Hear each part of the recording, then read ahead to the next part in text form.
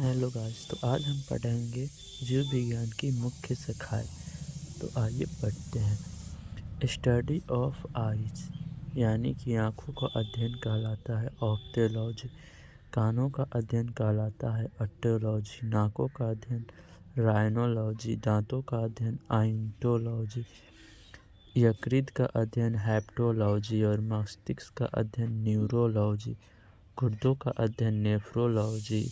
त्वचा का अध्ययन डर्मेटोलॉजी। बालों का अध्ययन ट्राइटोलॉजी। फेफड़ों का अध्ययन पुल्मोनोलॉजी।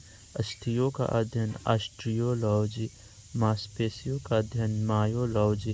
हृदय का अध्ययन कार्डियोलॉजी। रक्त का अध्ययन हेमेटोलॉजी। पाचन तंत्र का अध्ययन गैस्ट्रोलॉजी। हार्मोनों का अध्ययन एंडोक्राइनोलॉजी। नाखूनों का अध्ययन आर्गनोलॉजी।